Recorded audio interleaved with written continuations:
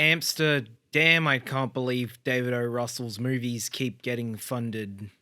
Guys like me, we have to turn to booze and morphine, and that can lead to addiction. Oh, that's fast. That is advanced. Amsterdam is the latest film from David O. Russell, the man who brought us films such as Three Kings, Silver Linings Playbook, American Hustle, and that video of him calling Lily Tomlin a cunt. Now, I am going to kind of address David O. Russell as a person because believe me, I'm reviewing this film of its own accord as a film, but I think when the film is so purely him, and when some of the things the film is trying to say are completely at odds with what we know about him as a person, I do think it is relevant and it's something to talk about. But anyway, Amsterdam, the film itself, it is, I guess it's a bit of a caper. It's political. There's a murder mystery.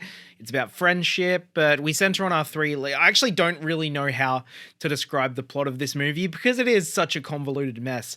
The three leads here are Margot Robbie, Christian Bale, and John David Washington. They meet during the First World War. Christian Bale is a doctor, John David Washington a lawyer, Margot Robbie a nurse, and they sort of, post-war, they develop this friendship, hanging out, discovering art, partying, all while in Amsterdam, and that's where the good times happen. And the film takes place a few years after that, back in America, where Bale and Washington find themselves embroiled in a murder case. I won't spoil any more than that, but the film sort of takes on a different meaning in that. It becomes political. There's some stuff about fascism, and it's loosely based on a true story. And I'm really having a hard time describing the plot because I was kind of asleep during a lot of it. But no, Amsterdam, I did not like this movie at all. It was a mess.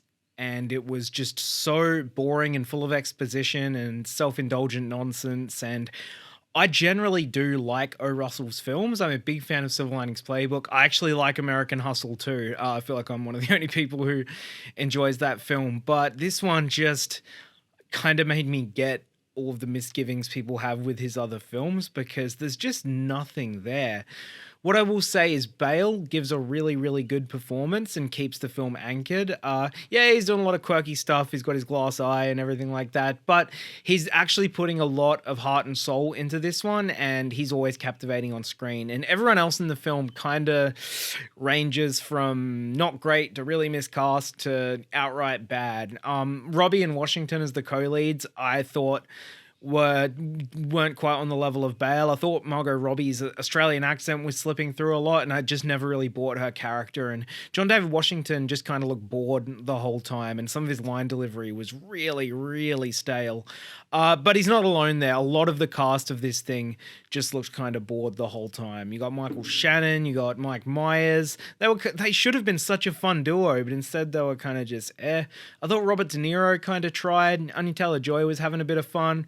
Rami Malek was doing his usual twitchy stuff. Taylor Swift was there. Yeah, I don't know. Just everyone in this film besides Bale really looked like they couldn't care less about it. And Bale, I do think it was a bit of a passion project for him. He was a producer on it. He was kind of there from the start. And there's something in there. There is a good film in here, but it's just bogged down by so much nothing. And the fact that it takes so long to get to the point, like it sort of starts out under the pretense of this murder mystery, and then the story takes on a new direction. But it's not until like deep in the second half that we really dig into what this film's really about, and it just didn't feel earned at all. And so much of the first 90 minutes of this film are just characters going from place to place and explaining the plot to other characters and explaining information that we as the audience already know. So there were times with this where I just found it excruciating to sit through, like incredibly dull, and no amount of like whirling camera moves and stuff could keep it engaging. Like the cast is so stacked with A-listers, and just none of them really came to play besides Bale. And I don't even know why they wanted to sign up for this one. And yeah, in the end, it becomes this really preachy morality tale about the importance of kindness. David O. Russell making a film about the importance of kindness. it's kind of funny. Now, yes, I'd like to view a film on its own merit. And don't get me wrong, I think this completely fails on its own merits too. But I just think there's something that doesn't sit right with me, David O. Russell making a film like this. It's like he's tried to make something really easy and really palatable to try and make people forget about a lot of his misgivings. And I wasn't really buying it. And look, I'm willing to look at a film on its own because so many people worked on it, but this one just ain't it. And I can't believe they got together the cast and budget that they had for what's such a lackluster story. And Christian Bale actually said that they had like 12 scripts for this movie or something ridiculous. Like they had so many different ideas for it. And you can really tell it is an absolute mess. And I think if they sort of picked something to focus on, like it could have just been this whimsical, fun, love triangle, friendship, romance type thing, or lean fully into the political thriller angle, which I probably found to be the more interesting element of the story. So much of this film is just stuck in this no man's land of nothing interesting happening. And yeah, it really, by far the worst thing I've seen from David O. Russell. And honestly, I kind of hope he doesn't get to make another film after this because he's not a good man. He's not. For so much of this film, I felt like I was like dreaming it, and not just because I was fighting the urge to fall asleep the whole time, but just something about it just feels off. All of the dialogue just feels a bit off. Like none of these characters really register as real human beings.